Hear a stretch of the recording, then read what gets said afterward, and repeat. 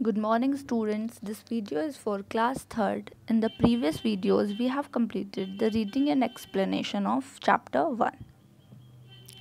Now we will do the book work in this video. So let's start with first question is tick the correct answers. यानी कि ये आपको एक question दिया हुआ है, 3 उसके ऑप्शंस हैं, उनमें से जो भी करेक्ट है उसको आपको टिक करना है। आप लोगों ने चैप्टर अच्छे से समझ ही लिया होगा वीडियो देख के, तो अब आप लोग खुद भी साथ में आंसर्स देने की कोशिश करना। बिनिया is a poor little girl living with. बिनिया एक गरीब लड़की है जो किसके साथ रहती थी? First option is her father and an elder brother, उसके पिता और उसके अपने बड़े भाई के साथ। हर मदर एंड सिस्टर, अपनी मम्मी और बहन के साथ। या फिर her mother and an elder brother, या फिर अपनी मम्मी और अपने बड़े भाई के साथ। तो बिनिया किसके साथ रहती थी? अपनी मदर और अपने बड़े भाई के साथ। So third option is correct. Question number 2, the blue umbrella is that everyone started talking about it. The blue umbrella is dash. तो ब्लू अम्ब्रेला क्या थी कि उसके बारे में सब लोग बातें करने लगे थे। सो ब्यूटीफुल, बहुत सुंदर थी। सो अगली, बहुत भद्दी थी। सो डर्टी, बहुत गंदी थी। कैसी थी ब्लू अम्ब्रेला? सो ब्यूटीफुल, यानी कि बहुत सुंदर, तभी तो उसके बारे में सब लोग बातें करने लगे थे। Third, Ram gifts her a pendant with. Ram ने बिनिया को किस चीज़ का पेंडेंट दिया था? Tigers claw in it, leopards claw in it और bears claw in it. So correct option is bears claw in it. किसका दिया था? बियर के क्लो का, क्योंकि पहले से उसके पास लेपर्ड क्लो का था। लेपर्ड क्लो का उसने सेल कर दिया था, जिसके बदले में उसने ब्लू अम्ब्रेला लिया था। और फिर ब्लू अम्ब्रेला उसने जब राम को दे दिया था तो उसने उसको बियर क्लो का पेंडेंट दिया था, क्योंकि बियर क्लो को लेपर्ड्स क्लो से भी ज़्यादा लक्की माना जाता है। आंसर्स आपको लास्ट में मिलेंगे, इसी वीडियो में लास्ट में कराते हैं आंसर्स, पहले पूरा बुक वर्क ही कंप्लीट करेंगे। Next is fill in the blanks with the appropriate collective nouns from the box. First is a dash of bees attacked the old man, यानी कि ए डैश ऑफ बीज यानी कि एक डैश बीज यानी कि मधुमक्खियाँ अटैक किया एक बूढ़े आदमी पर। तो जो बीज होता है, मधुमक्खियों के ग्रुप को क्या बोलते हैं? मधुमक्खियों के ग्रुप को बोलते हैं swarm. Second question is the children looked at the dash of sheeps sailing by. बच्चे ने देखा जो जहाज थे जो चल रहे थे, तो जहाज का जो तैर रहे थे। जहाज का जो ग्रुप होता है उसको क्या बोलते हैं? जहाज के जो समूह होता है उसे बोलते हैं फ्लीट। क्योंकि कलेक्टिव नाउन बताना है तो कलेक्टिव नाउन मतलब जो समूह में हो, सामूहिक नाम। Third, a dash of books is kept on my table. A dash of books यानी कि किताबों का एक ग्रुप है, एक समूह है, मेरी टेबल पे रखा हुआ है। तो किताबों के ग्रुप को क्या कहेंगे? समूह को पाइल, पाइल कहते हैं। Fourth is Sahil saw a dash of football players in the ground. Football players का डैश, क्या फुटबॉल प्लेयर्स के ग्रुप को क्या कहेंगे? टीम। तो साहिल ने किसके ग्रुप को देखा? फुटबॉल प्लेयर्स की टीम को। कहाँ देखा? ग्राउंड में देखा। Fifth is the fisherman caught a dash of fish in the net. Fisherman ने मछलियों का क्या जाल में पकड़ लिया। तो मछलियों के ग्रुप को क्या बोलेंगे? शॉल बोलेंगे मछलियों के ग्रुप को। Abstract nouns and material nouns. Read the following sentences carefully. In sentences को ध्यान से पढ़ना है। First is gold is expensive. Gold क्या होता है? बहुत कीमती होता है, बहुत महंगा होता है। Second, Goa is famous for its beauty and lovely beaches. Goa अपनी सुंदरता और उसके जो लवली बीचेस हैं उनके लिए फेमस है। In the first sentence the word gold is material noun, यानी कि पहले सेंटेंस में गोल्ड क्या है? एक मटीरियल नाउन है। और सेकेंड सेंटेंस में ब्यूटी क्या है, एक एब्स्ट्रैक्ट नाउन है, क्योंकि गोल्ड एक मेटल है इसलिए वो मटेरियल नाउन है। ब्यूटी क्या है, एब्स्ट्रैक्ट चीज़ है, तो इसलिए वो एब्स्ट्रैक्ट नाउन है। Circle the abstract nouns and underline the material nouns of the following sentences. In sentences में आपको सर्कल करना है किस पे, एब्स्ट्रैक्ट नाउन पे, अंडरलाइन करना है किसको, मटेरियल नाउन को। चाइल्डहुड इज़ वेरी प्रेशियस, तो बचपन क्या है, बहुत कीमती है, तो प्रेशियस, तो ये क्या हो गया, एब्स्ट्रैक्ट नाउन। कोई मटेरियल तो ये है नहीं, मेटल तो होता नहीं है, इसलिए क्या हो जाएगा ये abstract noun. Second, the young girl was praised for her bravery. Bravery यानी कि बहादुरी है ना, यंग लड़की की तारीफ हुई उसकी बहादुरी के लिए, तो ये भी क्या हो गया, एब्स्ट्रैक्ट नाउन हो गया, इसको भी हम सर्कल करेंगे। Third, the fishing nets are usually made of nylon.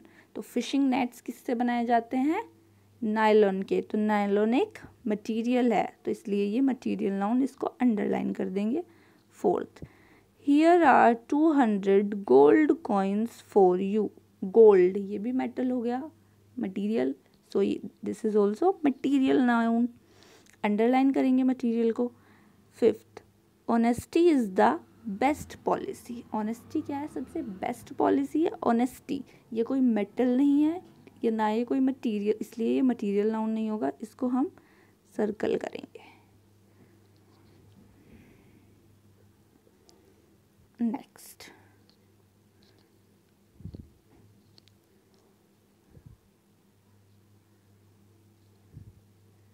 word power.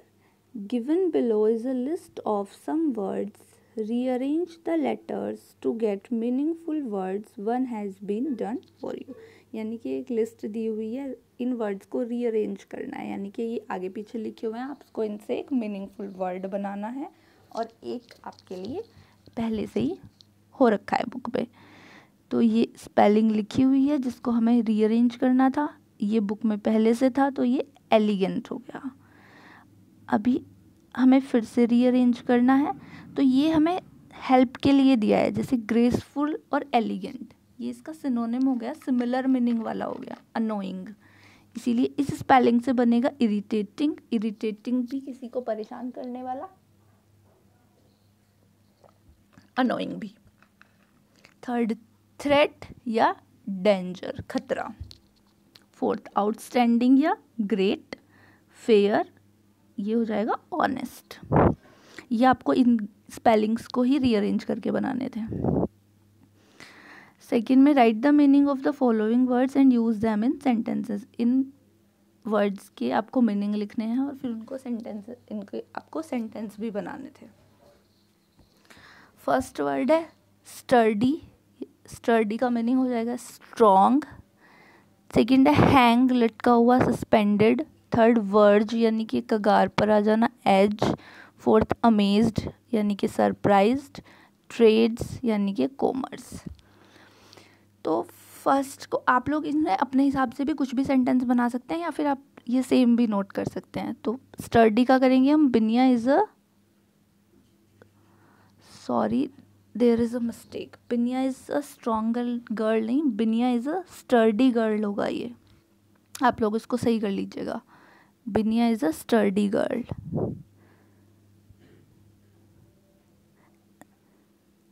STURDY, sturdy girl.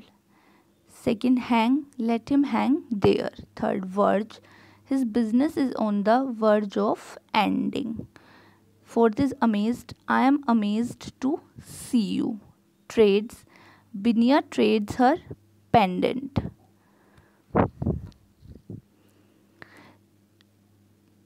C part, add appropriate suffix to these words to form adjectives. यानी कि suffix add करके आपको इनके adjective बनाने थे। First, wonder, wonderful. Beauty, beautiful. Faith, faithful. Agree, agreeable. Play, playing. Honor, honorable. Respect, respectful. Fruit, fruitful. Bright, brighttish. Mouth, mouthful. ये पूरा आपका बुक वर्क था। वर्ड मीनिंग्स आपको पहले भी दिए गए थे वीडियो के साथ में, जिसने नहीं किए हो वहाँ से वो अब कर सकता है। ये वर्ड मीनिंग्स हैं जो आपको आपकी नोटबुक में नोट करने हैं। बुक वर्क आपको आपकी बुक में ही करना है।